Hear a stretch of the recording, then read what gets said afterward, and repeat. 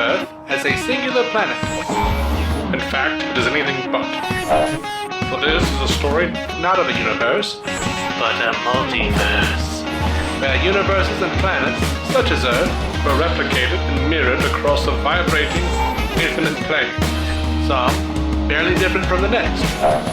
Others drastically so. This is DC On Screen. Every week, Dave and Jason talk about the multiverse of DC properties on film and television. But be warned, if it's been officially released, you can expect they'll spoil it.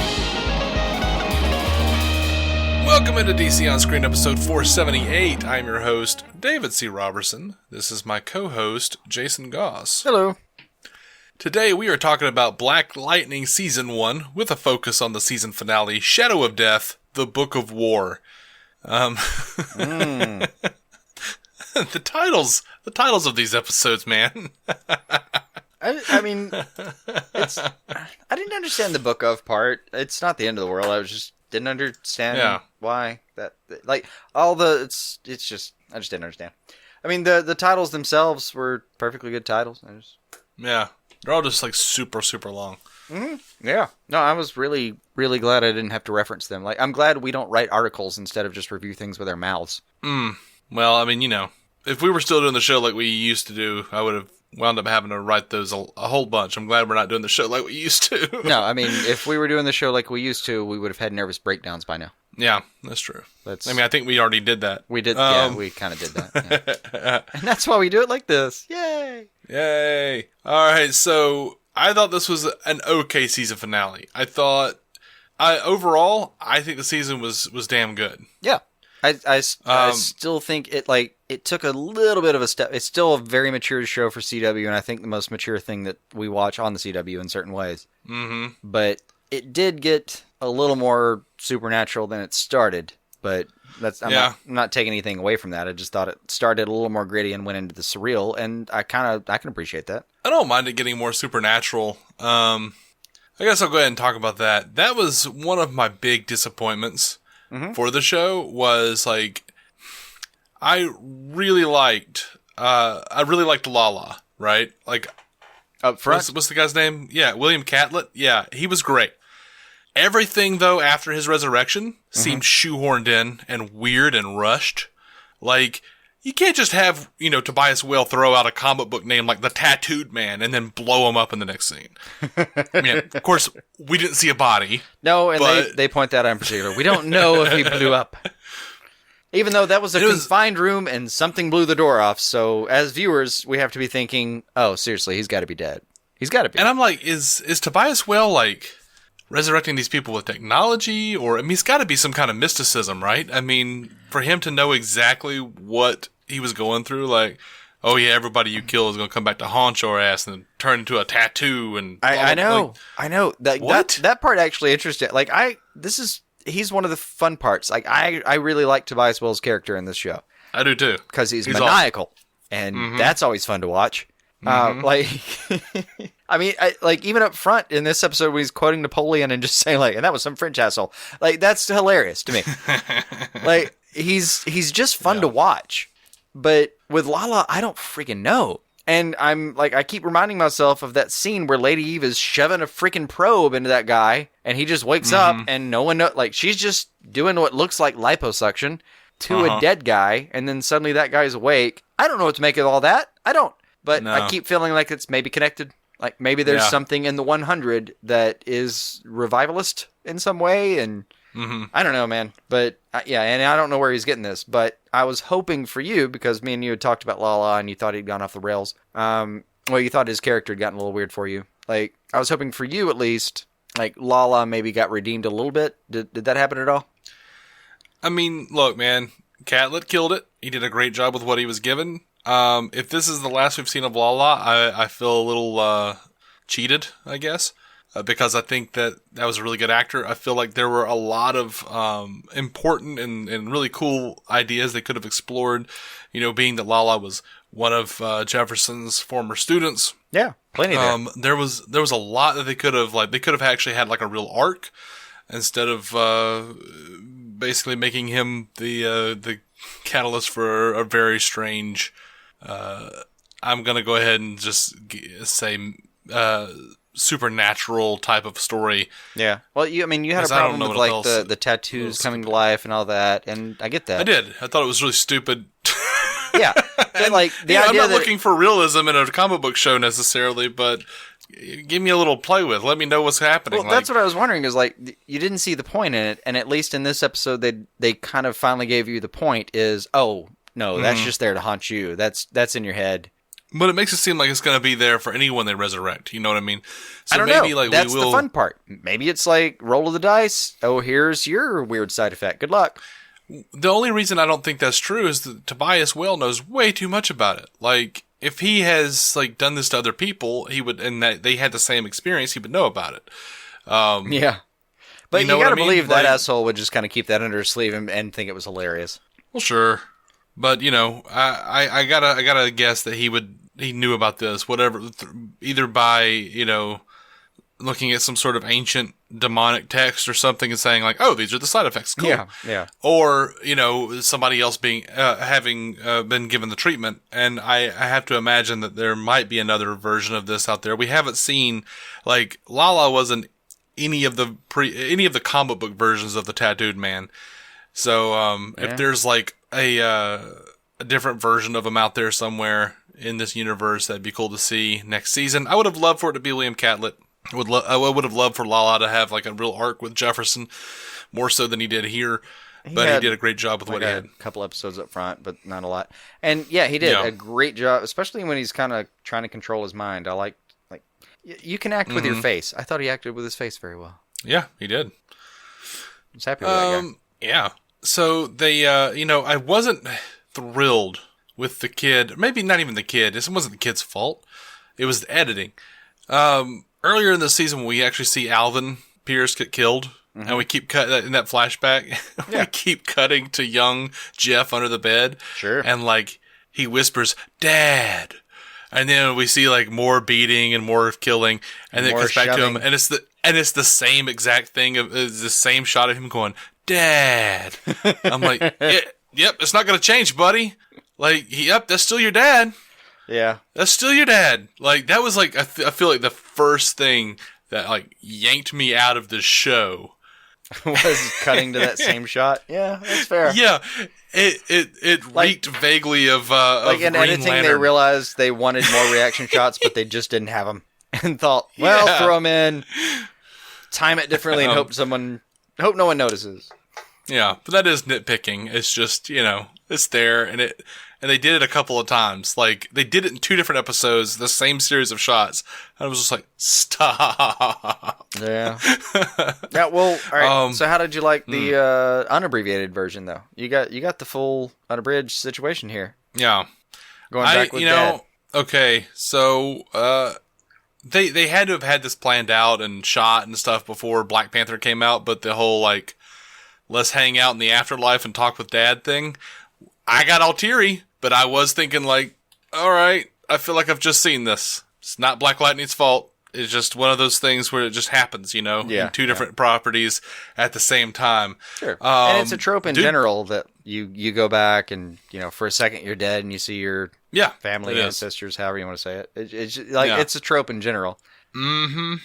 I think they even did it on Daredevil too. He didn't talk to his dad, but it was like he like dreamed of like the night that he stitched his dad up or something. Or maybe that was just a flashback. I can't remember. I think that one was a flashback.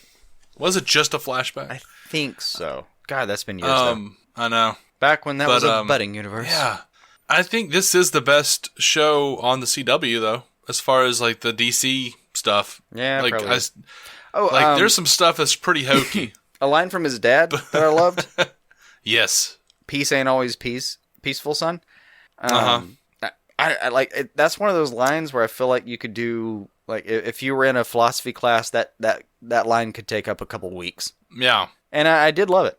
And I just generally like to be able to go back and even for my own reasons, being a guy who throws on like 1940s swing music on a Saturday morning on a vinyl player, enjoyed the idea that like you go back in your own little, you're back in your memories and someone throws on a soundtrack to it. Like some part of that connected to me. Yeah, I liked that. I like music. Music and smell is often like a big catalyst for memory. Sure. And that was really cool to me. Sure. Like, And by the way, great soundtrack for this episode. Loved the music. Oh, absolutely. Absolutely. That's true of like every episode though for me. That is like, also true. They have music pulled on the some show. great music out of it. And it's not even Like- stuff I could name. It's just stuff that when they Yeah. played it, I thought, damn, that's a good song.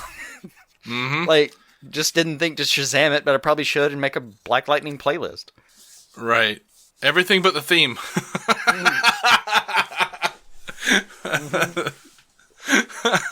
That theme, man. I'm sure there's more to that song than just that one little lyric, but man, There I've heard is. that too many times. There is. It's just as, uninspired and bored sounding as the rest of it is. It would have been more fun for me if they had done. Oh, and this ties into something. It would have been more fun for me if they had just done maybe a different part of that song the entire time. Like if you put it all together through the whole series, you got or through season 1, you got kind of the opening theme song. But Yeah. this cracked me up. You remember when Gamby's explaining to Jen, kind of on the back deck of that gorgeous house they're hiding out in? Uh-huh. One of Gamby's massive exposition dumps that he has throughout this entire episode, yeah. Yes. Yes. But I cracked the hell up because I was enjoying listening to oh, that's the full story of Tobias. Oh, that's Sonnet. Oh, that's Pink. And I kind of thought well, that's actually a unique approach to explain all of the villains completely and fully at the end of the season. Right. I'm not trying to knock on it. It's just unique. I don't know that I've ever actually seen that before. That you go through the entire season with all these people and then someone just does the expo dump on you. Yeah, I hate that though. In the last episode of that season. I could have totally let's trade out some scenes of You wanted to switch out? Do a little plug and play somewhere else? Let's take some of the scenes of Jennifer being a complete douche about her powers. Oh, Let's take out a whole bunch of the Lynn looking worried for no reason, or Lynn looking worried, but we already know that she opposes what they're doing, so we don't Why have are to we deal with worried? that again, do we? Yeah. Let's take out some of that stuff and put in real flashbacks and motivations, which Yeah. Tobias, when he goes and sees his dad with his sister, and his sister goes and sees his dad, Eldridge, and he snaps his spine, I was like, holy shit, that's awesome. Mm-hmm. I love that episode. I loved what they did with that. It's a great flashback. Yeah, absolutely. I could have used a little more of stuff from, what was her name? Cyanide, or whatever her name was. Yeah. I thought, and maybe it's due to the fact that the season, or the season only had 12 episodes? Maybe they had to truncate it a bit. the exact number 12, as you're 13 talking, episodes. Yeah. I'm not sure. But, I feel like they tried to shoehorn in a few too many things. 13 episodes. Okay. I felt like maybe we shouldn't have tried to wrap everything up. You know what I mean? And they didn't wrap everything up. That's, but if anything, that's actually my complaint about the episode. I enjoyed the season. I enjoyed this episode, but the Absolutely, part yeah. that cracks me up the most to do the skip to the end thing is the season ends with Tobias Wells saying, "I'm going to get Black Lightning."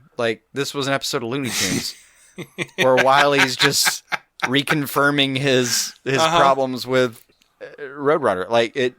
That's where we started, man. yeah, I would have been fine with, the whole ASA storyline. I feel like could have been a season 2 thing. Everything with Gamby and everything with the ASA could have been season 2. Have that shit happening in just in the background in the B plot. What is this? I guess we'll find out next season. What's Gamby's role in all of this? We'll find out next season. That I was way more interested in Tobias Whale, way more interested in Lala. Wanted to see that fleshed out more. And I feel like we got the opposite. They flipped it on us, of what I thought it should have been. well, same time You know though, what I mean? you still get you still get more time with Tobias Well, which, by the way, major critique for Tobias Well this episode / season. Needles don't go that far into the neck at that angle. Dear God, he shot himself in the trachea.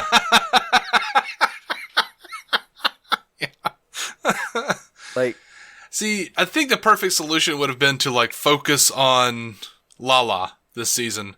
We could have Tobias Whale there. Yeah.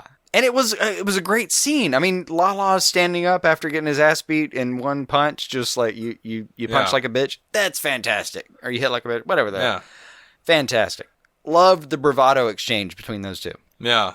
But the ASA stuff, I think we could have almost entirely lost. I would have been okay with most of it not existing outright. Because I have several problems with it. One, just to work backwards, is did I miss something? Or like, why did everyone suddenly know? Why were there news stories suddenly about a thing that no one really knew existed until it was over? And it was over in a clandestine way.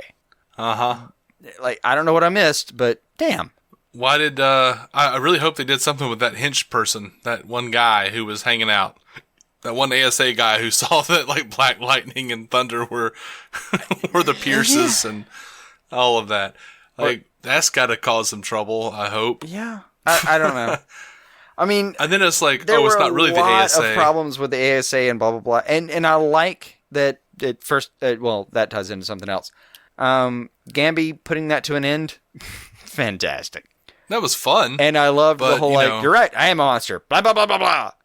Great. Yeah. But, like, the one-liner about Proctor running a rogue operation basically means they get to wrap up the story, like, a bit neater than I would have liked. Like, I don't know, man. Like, suddenly it's not the ASA, it's just a rogue version of the ASA. And I know, but, like, the one thing it gave me for just a second was I really appreciated how, like, Tobias Well was like, oh, okay, so we've got our A-team, their A-team somewhere else, let's do this. Great. But then it just, I don't know, it cycled into Proctor, who was just this, like, boring, stale, we've done this before kind of character. Yeah, Proctor is, like, I mean, heavy-handed, like, he already looks like Donald Trump and says some pretty shitty racist things. Like, I don't need to hear Make America Great Again, like, even once, much less, like, 2 or 3 times. No, but that was... he's a cartoon. Oh, I counted. It was twice, and it was cheesy as fuck both times. I feel like the audience, we as an audience got that he was a racist prick right off the bat. We did. Like, that guy, by the way, that guy is never a good guy. Like, I've never seen that actor play a good guy. I understand that when I see him on screen, I'm like, oh, he's going to betray somebody. Like, oh, man. He's going to kill somebody. Like, seriously, when I see him, like, if on par for the times I've seen that character actor, if he doesn't rape a child, I think that, that's probably pretty good for him. Like, he's just always a bad guy. I don't think I've ever seen that. I've never seen him do that. I never have, but I always expect, maybe this is the time. Today is the day. Yeah. I've never seen him, like, on screen, and he just cuddles a puppy and laughs when it licks him. I don't. Like, I've never seen that. If he does, if I ever see him cuddle a puppy, I expect that he's going to put a bullet in that puppy's head. By Absolutely, the end of the scene. To prove a point to a cadet of some kind. Yes, absolutely. Now you've just turned him into Garrett from S.H.I.E.L.D. Because we're up on S.H.I.E.L.D. Because S.H.I.E.L.D. is killing it right now. Yeah, I get it. But yeah, like he was just. Oh, he was cheesy as hell. It was boring to watch that character. He was bad. Like the one moment of joy that I had from that character was when he goes to escape and his little plebe or whatever runs up and tries to get in and he won't let him. And he's like, what the hell, man? And he just gives him like this like weird look like, deal with it. It's the shit-eating grin. That's what I would call a shit-eating grin. Yeah. It wasn't even quite that. It was just like, I don't know, man. It was funny the way he did it, but I'm not saying that actor's not good, but... Oh, he's great at doing what they train him to do. No, sorry. He's great at doing what he's been doing for so long. Yeah. It's not his fault that I didn't like his character. That's what he does, and he does it well. Yeah, I'm just bored by that character in certain circumstances, and this is definitely one of them. I wanted there to be more to his character than just, racist who likes to experiment on black kids? Yeah. Who hates metahumans. All right. Why are you creating them? Oh, okay, so you can have more. Okay. Yeah. All right. Yeah. He's like the shittiest version of Amanda Waller ever.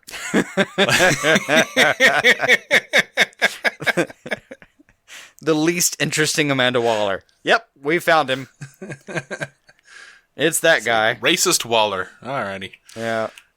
So yeah, I would have rather have just like strung that out, made it a little deeper, and not had that dude be so like cartoony. He wasn't even that cartoony up until like the last couple episodes. And it was Oh, just like, no, what the it, hell like- has just happened? Seriously, when they zoomed in for the "Make America Great Again" line, I was, oh, come on, man. It's like, the last thing I'm gonna do is wear a MAGA hat. But damn it, that's that's a cheesy delivery for a forced line. Mm-hmm. It was Yeah. just. It was like- It was just. Yeah.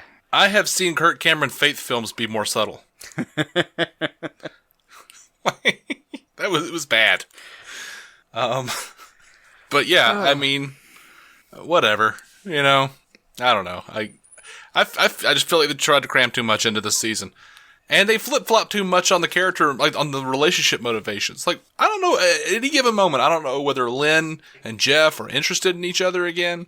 I don't know if like suddenly he's mad at her because she might want to give her daughter a choice as to whether or not she has powers. Like, which it was stupid. I'm like, come on, man. Well, that was weird for a couple of reasons, though. It's like he kind of presumed her intentions without them having a conversation about it, and it was B, weird that she had intentions and just got yelled at and didn't like explain herself, because they let her in that episode explain herself later. But to another person. Yeah, that was strange. I mean, that's just not how things work. You don't do that. It was a little bizarre. I feel like Jeff's character was just like way too hot-headed. Like a little bit. He was And too he's much of a piece of shit to always- Gamby. Well, I don't know. I mean, like I get it, but with the anger at Gamby, I get it for the amount of time that it was there and made sense within the context of the season. You know, an episode and a half of him being annoyed with Gamby about something. Okay, fine, whatever. But to the extent that he's like, we can't trust him. I'm like, dude raised you. Like, Well, I know, but if you find out that dude raised you to literally insert anything here. well, he didn't raise him to. He raised him after he left. You know what I mean? Like, he was like, no, this is bullshit. I'm leaving. Yeah, I'm not doing this anymore. I get that.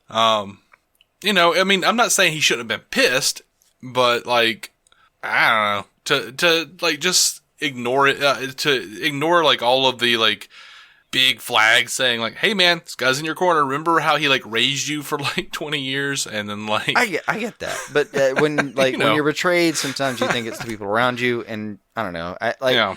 For the time that it was on screen, I was willing to accept that.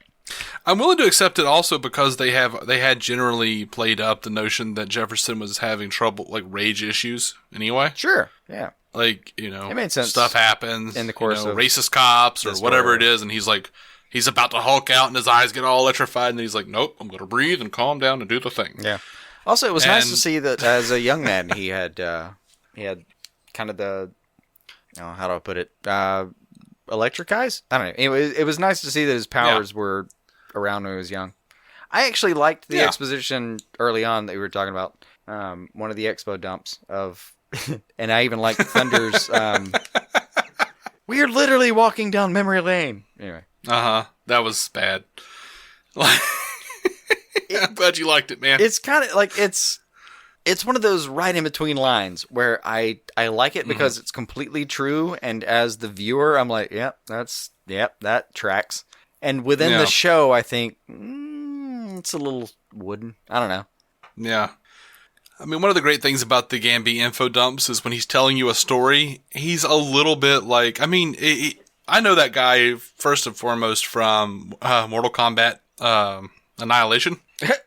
So I just always feel like Raiden is talking to me. Nice. He's like, back in the old days when the Middle Realm was more blah blah. You know, it's just You're just used to this. Like, You're just like when that's he what I opens his hear. mouth, you're like, cool. We're gonna get a backstory. It's sort of like how every time I hear like Morgan Freeman, no matter where he is or whatever, like I feel like I'm in Shawshank Redemption. Yeah. Like, I remember Andy Dufresne. Like, Yeah. you're not even in Shawshank right now. You're playing God right now. Well, I still know Andy Dufresne. Just have that one memory you've tagged that it always goes back to. Just recursive. Yeah, so we have James Remar talking about, like, the old days when we did all this, and I'm expecting him to start talking about the old gods and, like, or the elder gods and how Shao Kahn did a thing. Yeah. Here's the thing that I've noticed kind of all season, but it's been particularly highlighted in the last 4 or 5 episodes, is Gamby is maybe... He's a super soldier. Let's just admit it. Yeah. He's just... I don't know why someone as highly trained as he is just sitting unattended with a fine clothing shop. Like, with what he knows, apparently he should be in Guantanamo. Well, sure, but I would say for the same reason that someone as finely trained as he is watching after some kid in a big-ass manor in Gotham. In fact, I want to see a spinoff. I want to see a spinoff with James Remar and Pertwee. I want to see Alfred. I want to see Alfred and Gamby. A spinoff with those two cats. Like, let's do a prequel show. That is entirely fair. I would watch the shit out of that. Right? Oh, in a heartbeat. Oh, you'd love to see those two battle and then kind of realize, oh, are we on the same side? Oh, crap. Oh, sorry. My bad. Let's... Like, do you know what a smoked kipper is? Well, that depends, my friend. Do you know what ravioli is? Why, yes, I do. Why, I think really I do. understand. Thank you, though. Mine was more eclectic. Michael Caine. No, you're not Michael Caine here. You're from an entirely different side of that island. Stop talking like that. I was an Alfred too. It's not. Yeah. All right. But, I have one major complaint, and I want to preface it with the idea that I've really enjoyed this season. Yeah, I've enjoyed the season too. Like, I'm excited to see where old Shanda McNasty winds up. Well, I don't know her name. The vice principal who's like, oh yeah, no, like she did get left somebody's out got of to be this. funding. Yeah, somebody's got to be funding this rogue ASA, right? Somebody that she's talking to, because she saw Proctor. She was down with Proctor. Yeah, I forgot about her. Yeah, she's so loosened, but they've been renewed, so we're gonna see whatever happens. But this episode alone, I like the flashbacks. I like the battle was fun. I enjoy it. Except Thunder looks super silly when she's in that little like weapon bubble. Yeah, that was bad. She just looked super silly. Mm-hmm. She did. That looked weird. Anyway, I don't know. I've overall really enjoyed the season, but I'm really hoping that in those like 45 seconds between Jen being, well, I'll give you a couple quotes. Freak from a family of freaks, which to me is I understand you're a teenager, but shut the fuck up. Yeah. Fast forwarding, this is too much. I understand you're a teenager. Yeah. Shut the fuck up. And And then her powers kick in, and then suddenly it's like, let's let them make us leave. No, they don't know us. Dear God, I hope that was the renovation in her character, that like where suddenly she's just mature and on board, and the rest of the episode she is. But yeah, I think importantly, she saved her dad's life twice with her powers, so yeah, maybe and they're not such a bad thing. Yeah, he makes a nice line out about it, like, you're making a habit of saving my life. Great. Yeah, That would be great character development. But in the meantime, I have spent a lot of time with this woman, and she is not adjusting well to this change. And she's doing so in ways that I can identify as a viewer. Because as a viewer, I'm watching a show about people with superpowers, and she's rejecting the superpowers, and I'm thinking, what the fuck? I want superpowers. Because I'm watching a show with superpowers. It's just hard to relate to. Like, if I had her powers, I would be super pumped about it. Not, for lack of a better word, goth about it. Yeah. And also, maybe Jen wouldn't have to save your stupid life if you would listen to Gamby and not hit the guy who killed your dad with super strength, with your stupid weak fists, with only one man's strength. Zap his ass. Fry him. You have powers. Anything other than, that's hard not to agree with. Yeah, like Gamby's like, he has the strength of 10 men, Jeff. Don't fight him. No, I'm going to fight him. Killed my dad. Well, again, you present two arguments in one sentence. I know I shouldn't. Killed my dad. Yeah, so fry him. What do you think of what they did with Khalil? I can't remember his name. I can only remember Khalil. his code name now. Painkiller. Just Yeah, like, and well, those dreads this are is real another dumb. thing I really admire about Tobias is just, dude, if I had a bunch of sidekicks, I would just name them. Sure. The show doesn't have a Cisco. Exactly. Like, you're not waiting on somebody to pipe in and do this. He's just drinking a glass of scotch going, your name's this now. I did like that they like went so far as to have like all the characters make fun of the dreads. Like, yeah, that's different. Yeah. We need this guy to look a little more badass and to show that time has passed. Yeah. Except time hasn't really passed. It was just whatever the procedure was. Okay. Yeah. But that looks kind of dumb. And his little flourishes when he shoots his darts kind of look dumb. I didn't mind the flourishes so much. I didn't mind the dreads so much. It's just somehow I wish it had been like time passing. It's not even that. I just wish that they didn't make him clean shaven every 20 seconds. Mm-hmm. Because they said like, yeah, it made everything grow faster, and like for that rate of hair growth, he should literally have to shave every 2 hours. Yeah. I mean, because that guy looks like he had his face laser shaven, laser waxed, whatever they call that procedure. I have no idea. Yeah. It was a weird decision that was kind of just... I would have been fine with the same Khalil, except now they're putting him in more... Yeah. Well, they costume-wise, they did a great job with this. It's like, that's the same guy you saw a couple weeks ago. Same shape, but suddenly you notice, oh, this dude's cut. And before, it was just like, oh, he was way more modest. Yeah, it was modest. Like, he was in good shape. You didn't think about it, but you didn't think, oh, this guy's built. Like, they did a good job in costume for that, and they could have just left the whole follicle situation on the sidelines. Yeah. No one would have complained.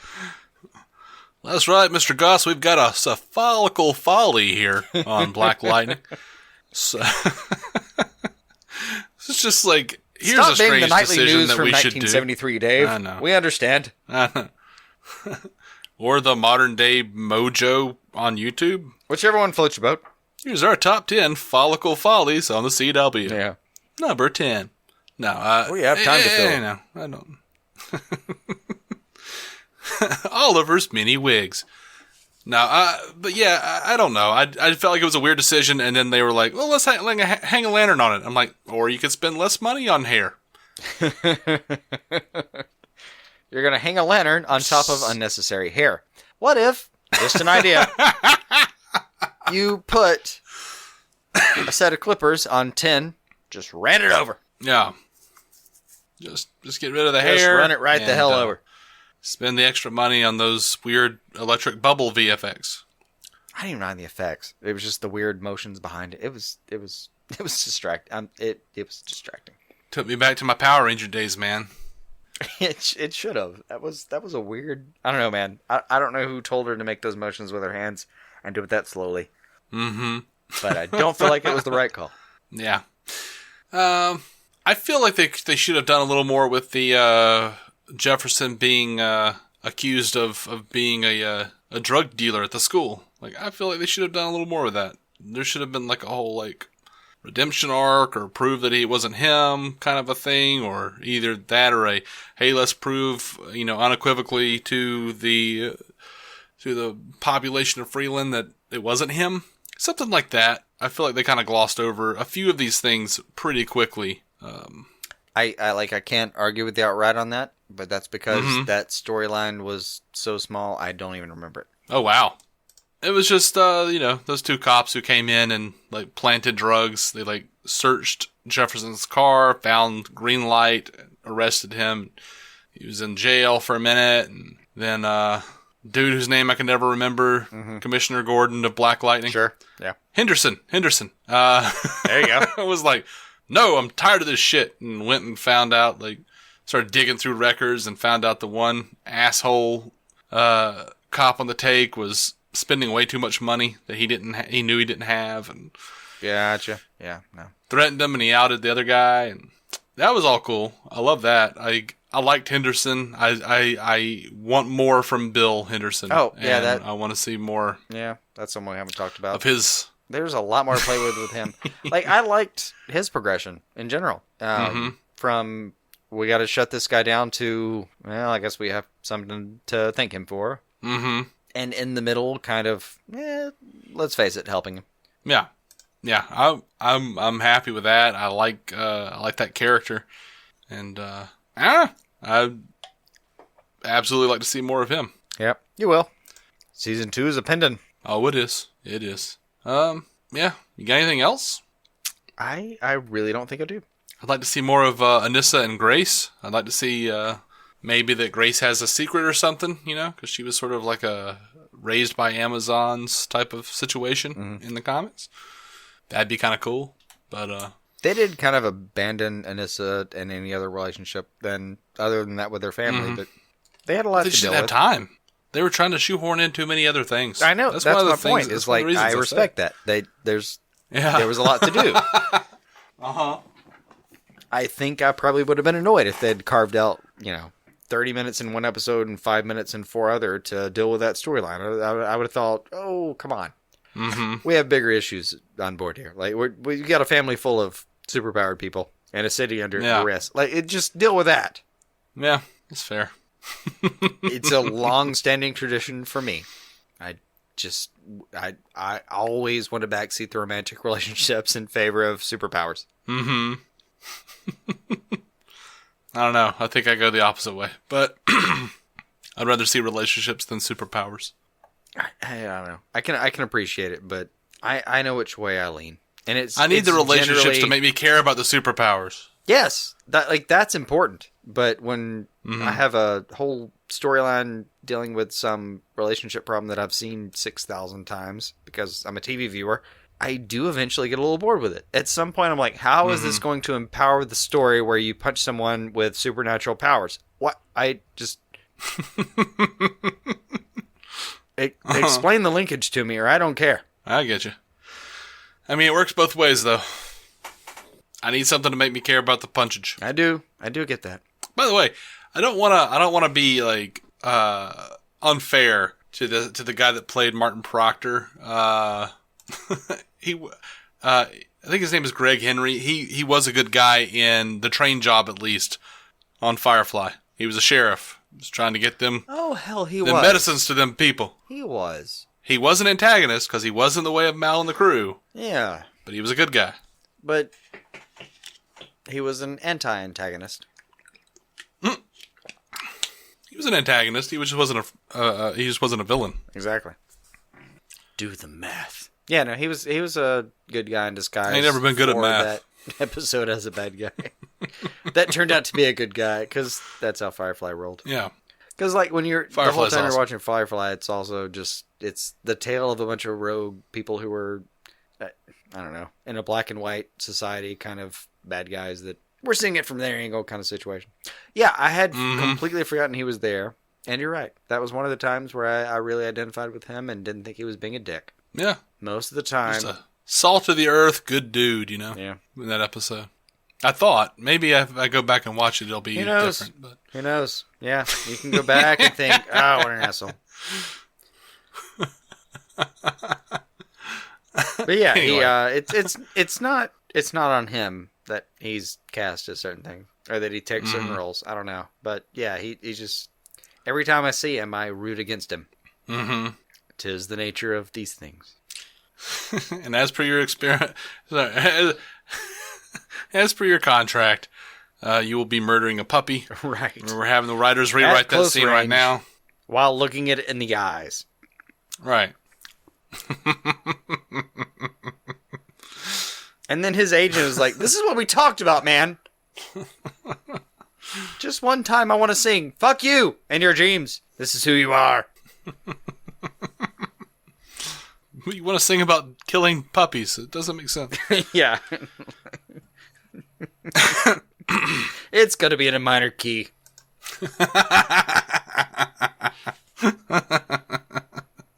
I'm happy about it. No. That'll be the irony. Yeah.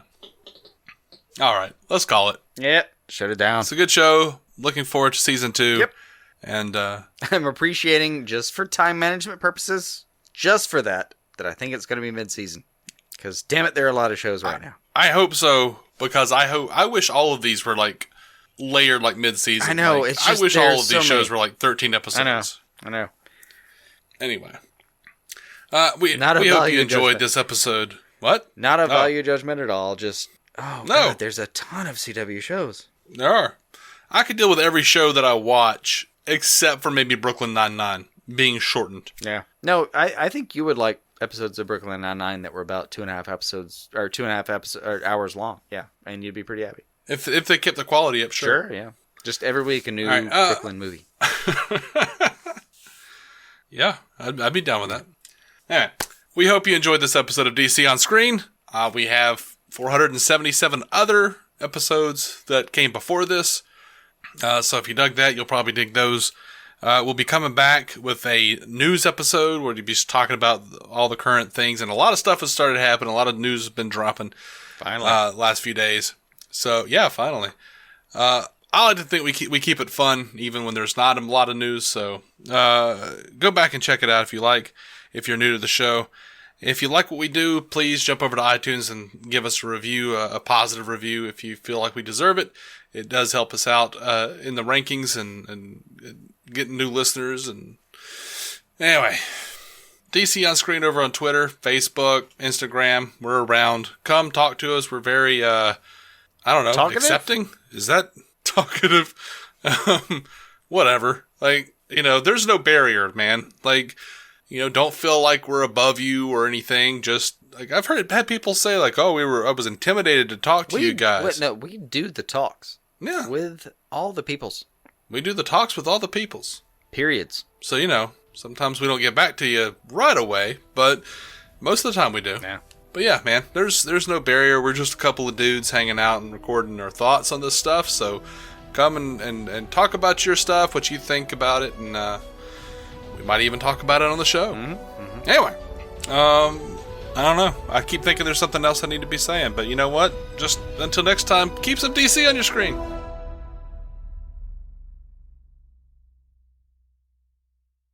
Our opening narration was from Dan Jurgens' The History of the DC Universe, Part 3 of 10, as featured in DC 52, Week 4. It was performed by me, David C. Robertson. Intro music by Jason Goss and Michael Shackelford. Michael's band, Future Elevators, could be found on Spotify or future-elevators.com. Our introduction was performed by Effie Oppelders of the fantastic podcast Stealing the Remote, which lives on SoundCloud. It can also be found on iTunes and Stitcher. We are proudly in partnership with TV Time, TV show calendar and social media site that lets you keep track of what you're watching, what your friends are watching, and where you all left off. DC On Screen is a maladjusted production. Visit maladjusted.tv for more from me and Jason, including sketch comedy, an improvised web series, vlogs, parodies, and more.